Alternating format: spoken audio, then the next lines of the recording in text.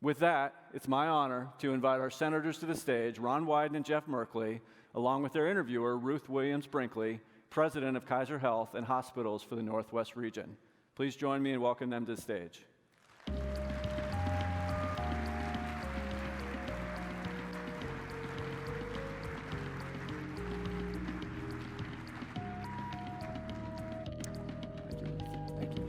Hi, everybody. Thanks, Ron. Good to see you. Hey, Jeff, great good to to see see you. Thank you. Thanks for coming. Thank you.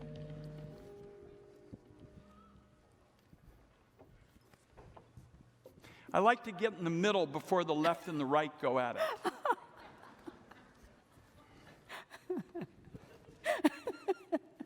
Good morning. I can tell we're going to have a very engaging We're gonna have discussion fun. this morning. It is my honor to welcome Senators Wyden and Merkley.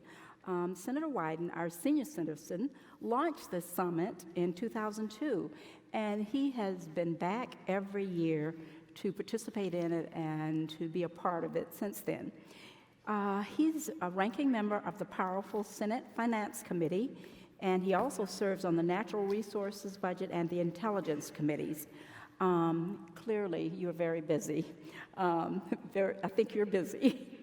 That, however, does not prevent him from having visited every county every year since he became our senator in 1996. Senator Merkley has served as our senator since January 2009. Born in Myrtle Creek and raised in East Portland, he served in the Oregon legislature as a House Speaker before being elected to the U.S. Senate. Senator Merkley has a full complement of committee assignments, including the Appropriations, Foreign Relations, Budget, Environment, and Public Works Committees. We are delighted that both of you are here with us this morning. We have a lot of ground to cover, so we're going to get started. I'm going to start with you, Senator Wyden. As the originator of this summit, you know better than anyone how this event aims to bring Oregon together around a common agenda for economic prosperity. Today, as we look to the future, what are your key priorities for the state? Ruth, it is obvious there are a lot of areas you could choose from, but I would say housing, healthcare, and access to capital for businesses owned by women and communities of color would be up at the top. Let's start with housing, folks. I don't have to tell you that housing policy in America needs a remodel. Mm-hmm. It needs a comprehensive, remodel so that we have policies that work for everybody from the homeless to the middle class. And Jeff and I, when we get around the state, we see so many people in every corner of Oregon who can't get housing. I recently heard that outside Newport, the school bus route was changed to visit the state parks nearby because so many young students were living there. We've got thousands of kids experiencing homelessness. The need for more low-income housing is extraordinary, and as the ranking Democrat in the Finance Committee, I'm going to tackle it several different ways. First, I want to announce this morning that I am going to ring in the new year with a new piece of legislation called the DASH Act, which is the Decent, Affordable, and Safe Housing Act for all. And the way I'm going to pay for it is we're going to roll back some of the tax breaks for those at the top of the economic pyramid and give new money for the states to tackle the crisis. And the way it's going to work is every 2 years with the new money, the states are going to have an objective and a way to have accountability.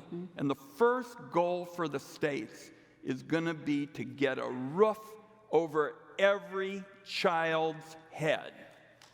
And the idea that in the strongest, richest country on earth, we've got all these kids sleeping in the cold is just morally, wrong.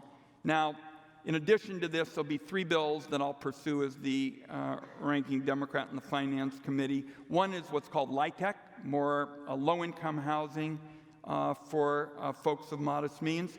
I also want to have MITEC, the same kind of model for middle-class families. You might have a cop and a teacher, somebody who just is working hard and can't afford housing, and then we're going to have a refundable credit for the first-time home buyer. So that's number one, housing. The second is health care.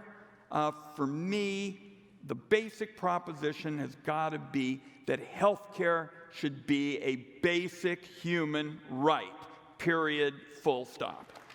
And we can do this in a bipartisan way. Senator Grassley, he's the Republican chair, and I have introduced a bipartisan bill that starts by holding down prescription drug prices. Jeff's been very interested in this. Insulin prices have gone up 13-fold in recent years. The drug is not 13 times better.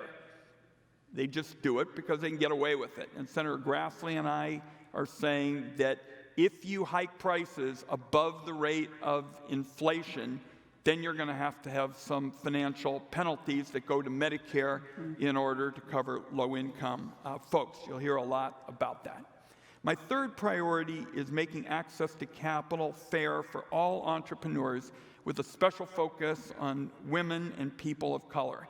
I hope that you all will go to the breakout sessions that are going to be held on this topic with Steve Green and some other really creative leaders. And here's what we're talking about. Oregon's more diverse workforce is long overdue when it comes to getting fair access to capital for folks like women and communities of color. It is urgent a business because rising tides don't automatically lift all the boats. We've got to make sure that those folks have access to capital. Just one statistic, in 2018, 2.3% of venture capital funding went to communities founded solely by women. We can do better than that. So I've introduced a bill called the Progress Act that would expand opportunities for these small businesses. One of the features is a new first employee tax credit to give those folks an opportunity to hire their first employee. Please go to this afternoon's breakout session on increasing access to capital for those folks.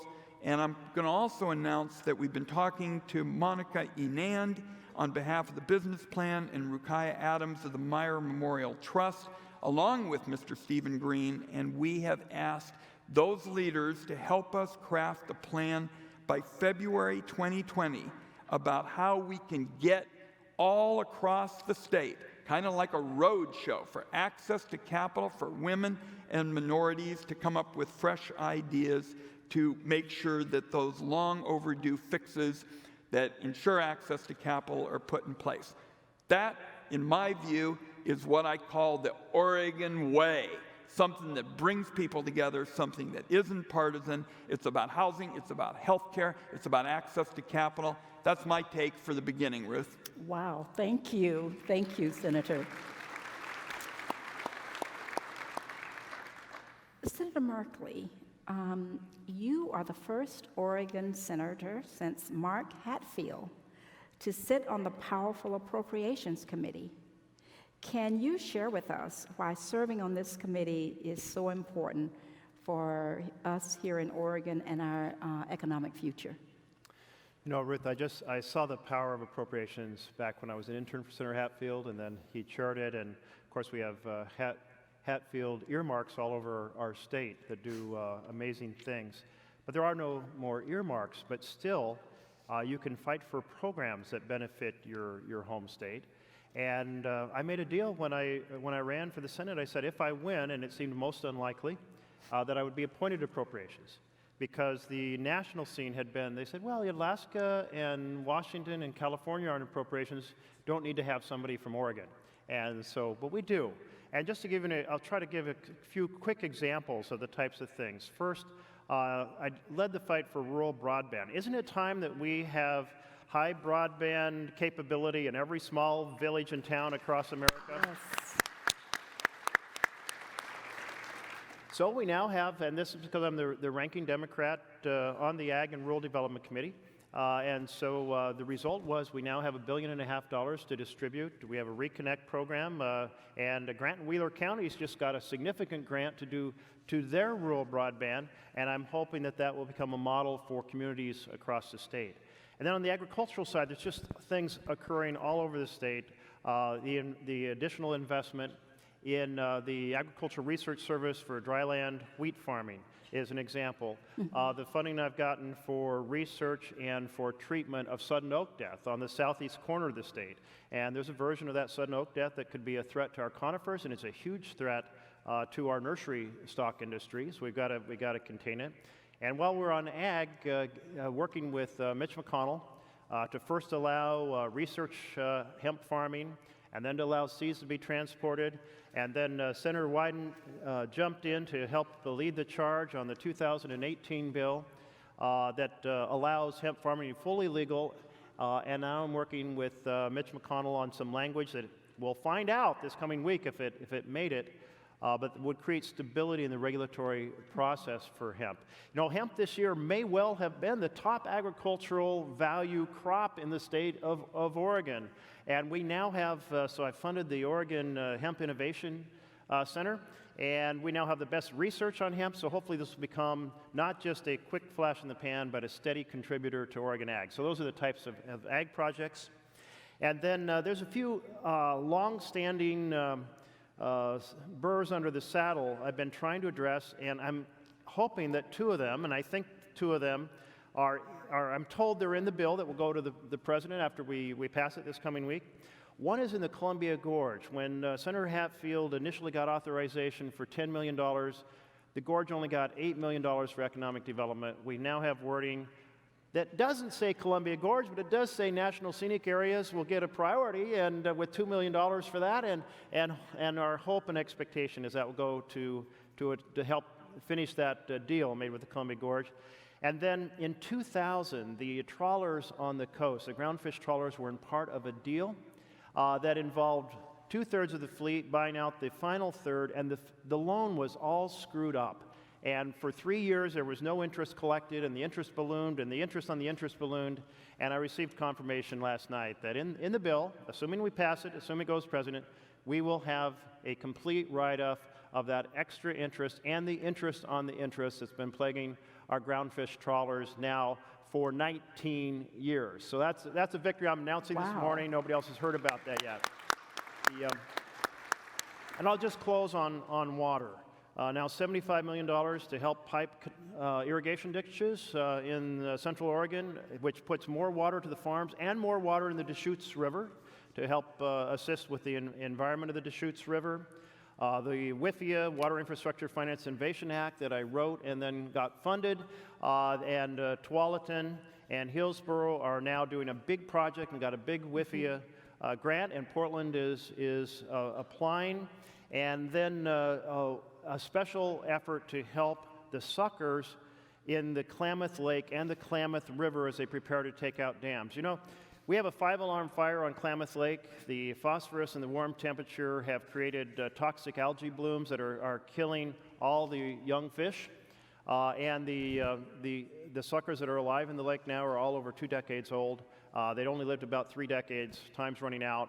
And so additional $6 million for the program to both work on the water quality in the lake and the suckers. So those are examples of the types of things. That's actually only about 1/3 of the things that are in this bill, but they give you a sense of how important it is to have somebody on the spending committee fighting for Oregon. And it's a pleasure to fight for every part of our state.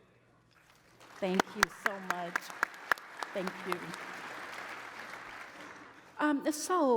Senator Wyden, while we know the economy is performing very well right now, at the same time, many parts of rural Oregon are still facing economic hardship.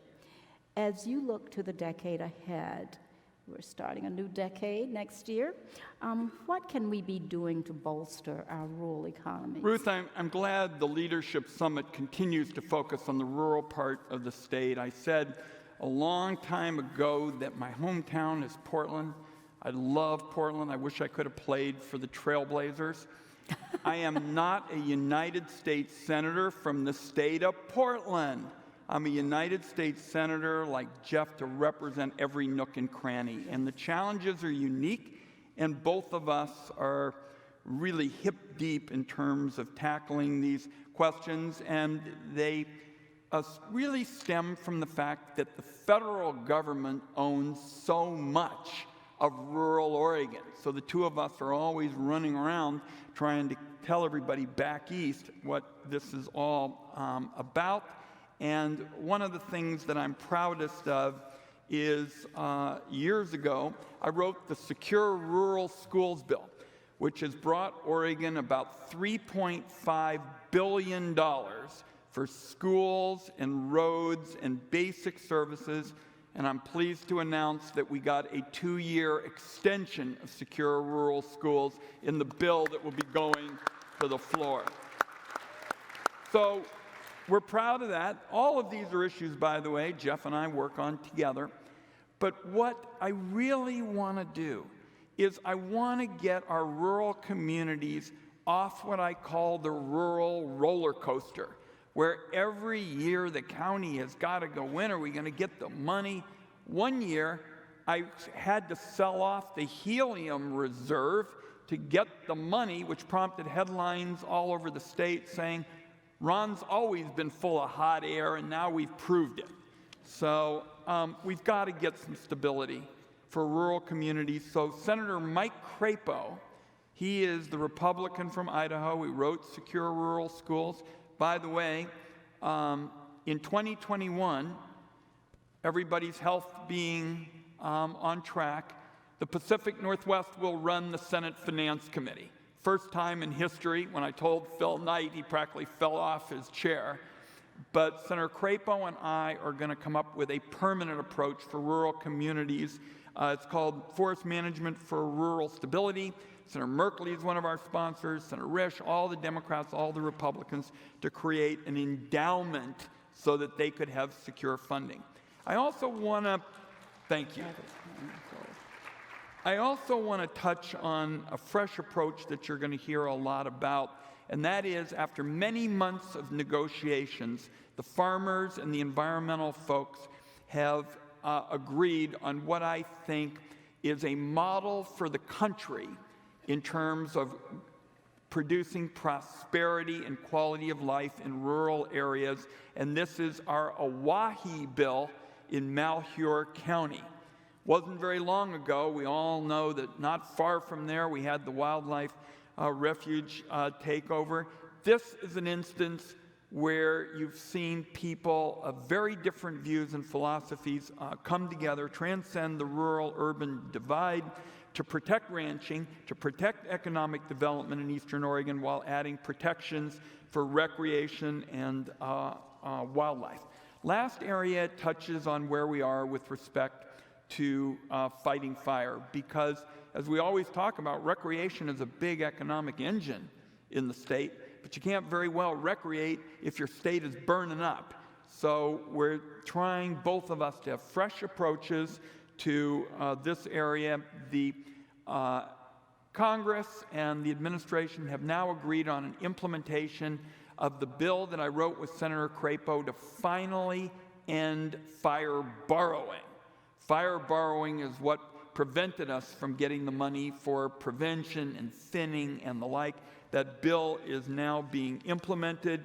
We're going on to a number of other areas, but Jeff has got some very good follow-up legislation he'll talk about. One last point. If I'm chairman of the Finance Committee in 2021, I'm going to take the tax code as it relates to energy and throw it in the garbage can. There are 45 provisions. Most of them are relics back to the days of Huey Long and all kinds of other people who just used their clout. I'm going to take the tax code, and instead of 45 provisions that are a relic to yesteryear, we'll have 3 that'll be good for Oregon, good for the country, 1 for clean energy, 1 for clean transportation fuel, 1 for energy efficiency. That, in my view, will be a real boost to rural Oregon. Thanks. Thank you. Well, that provides us with a nice segue to my next question. We're hearing a lot and reading a lot and experiencing a lot about climate change. Senator Merkley, you've been a long-time champion for climate change legislation throughout your time in the Senate. Tell us about why this is such a top priority for you and for our future here in the state of Oregon. How many of you all are concerned about rising temperatures and climate chaos? A lot. How many of you see it as an economic opportunity for our state? Well, not quite as many hands on the second part as the first, but just think of the ways we're being impacted currently. Earlier snow melt in the Cascades, that affects our farmers and our ranchers' irrigation water. We've got the red zone where the pine beetles are thriving through the winter instead of being killed by cold weather and doing so much damage to our trees. We have the forest fire season, more intense, longer than before. We have the smoke damage from those fires as well. And just off our coast, we're seeing decimation of kelp beds. Why is that? Warmer, more acidic water has propagated a virus among the sea stars. As a result of the death of the sea stars, the blue sea urchins are exploding. They eat the base of the kelp forest disappears. You lose habitat for 100 species important to our coastal ecosystem. So huge reverberations in our state. And we're seeing this across America. Where if you look at the Lyme disease in the Northeast, if you look at the flooding and the hurricanes in the Southeast, it goes on and on. The entire globe is being affected, and climate refugees are becoming a big factor. So we have to act and act together because no community can do it on its own. As I have thought about this, I've thought about how the air has changed so much in our lifetimes. So I'm going to invite you all to do a little exercise with me and hold your breath for 3 seconds. To kind of dramatize the change of the air. And so, ready? Breathe in.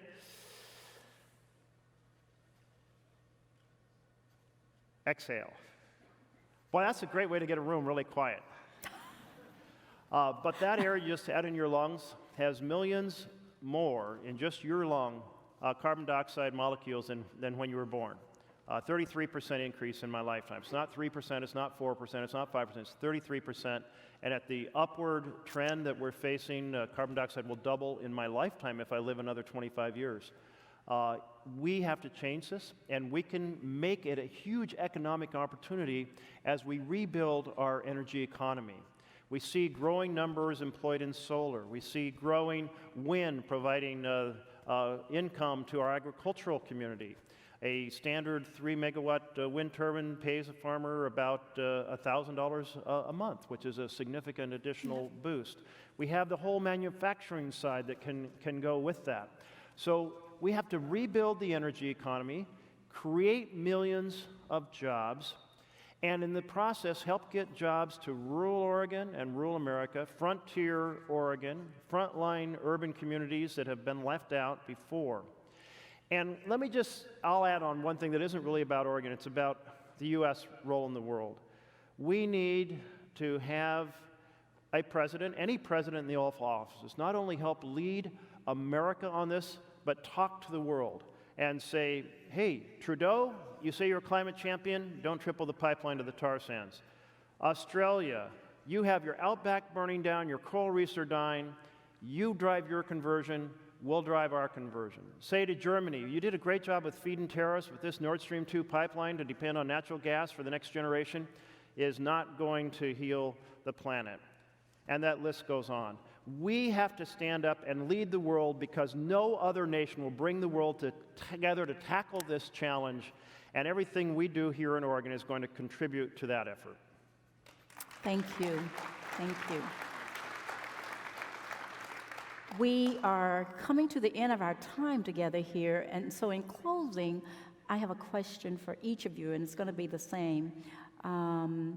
As we refresh the Oregon Business Plan this year, tell us what you think are the 2 or 3 most important issues that we need to address in order to sustain our communities and grow our economy. And Senator Wyden, we'll start with you. Ruth, thank you. A good one to wrap up this session, I think we're going to have some more discussion of it, is we definitely ought to be looking at more value-added international trade. The world, folks, as you know, is crazy about buying Oregon products. And we ought to be growing things here and making things here and adding value to them here and shipping them somewhere. And we're going to talk some more about trade, but at this point, I really want us to focus on trade done right, which is going after the cheaters, but at the same time opening markets for Oregon kind of products. And these are opportunities to create jobs all over the state. I mean, beer, wine, and cider are now huge growth industries for Oregon. Where do you think the grapes and the hops are grown? They're grown in rural Oregon. We've got manufacturers making all that processing equipment. We've got truckers who take it away. Then there's the hospitality industry. Value-added trade is, in my view, right up at the top of the list. Second, I would hope that Oregon could continue to be first in pointing out bizarre, common sense defying policies like Senator Merkley and I have done in terms of trade. I went to the floor of the United States Senate and started holding up hemp products when I proposed legalizing hemp. Mitch McConnell was watching, all that. And I would hold up a shirt and I would say, folks, this is a Schedule I shirt. And people would go, you got to be kidding me. So common sense defying policies is what Oregon has consistently tried to root out, and we're going to continue to do that in areas like hemp. Two other areas that I feel strongly about is torrefaction, which is innovative technology that takes the biomass of small trees and converts it into a non-fossil fuel source. We were able to get a long-term contract at Malheur Lumber outside John Day. They're the future, in my view, in terms of generating family wage jobs. And finally, I want to mention that Oregon always needs to kind of think through issues that the rest of the country hasn't caught on to. For example, UAVs. I was one of the champions of UAVs early on, and everybody said, what's Ron doing that for? He's a big privacy hawk. Why is he working on UAVs? And I said, look, Oregon understands this is not about freezing technology. This is about how you use technology for the future. That's what it's about. And we know UAVs are huge in terms of mountaintop rescue and helping folks, fight fire. So let's continue to lead the country on areas where people around the United States might say on something like UAVs, oh, I'm not for UAVs because that's going to violate people's, privacy, or I'm all for it. Let's drop a UAV in, the middle of, Northeast Portland. That's not what it's about. Oregon is about finding a new way to look at technology so we get multiple benefits in our state and lead the country. Thank you. Thank you, Senator. Senator Merkley, what are your 2 or 3 important issues? Well, the piece that I will add to the conversation is that the foundation for a thriving economy is successful families. Mm-hmm. When families do well, they need less services. They are better partners in the work environment. They buy more products, and businesses can sell more products. And the foundations for families to thrive are health care, education, housing, and living wage jobs. And just to mention a few things, on the healthcare side, the price gouging is just outrageous on medications. And so my End Price Gouging on Medications Act is designed to take that on, so you don't charge Americans any more than you charge the median price of the largest developed countries, Canada, Australia, Japan, and 7 of the largest European nations. We invest more in the R&D on drugs than any other nation. We should get the best prices on drugs, not the worst prices like we are right now. And second of all, let's turn to education.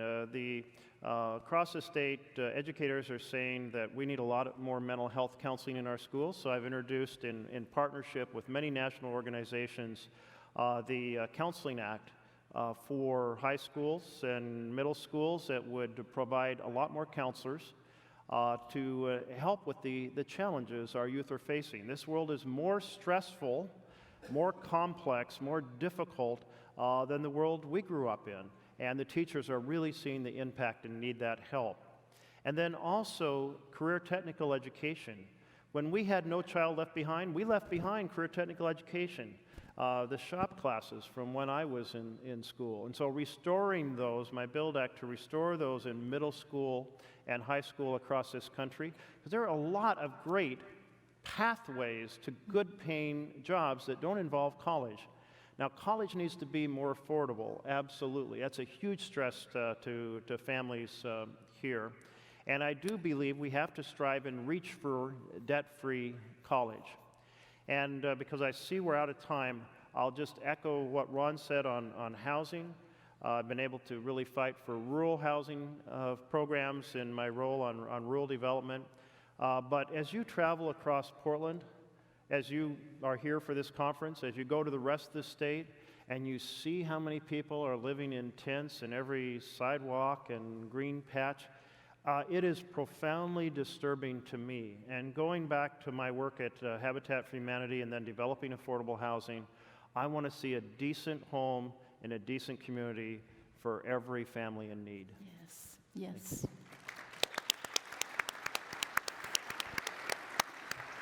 Senator Wyden, Senator Merkley, thank you for being with us this morning. Let's thank our senators for sharing with us.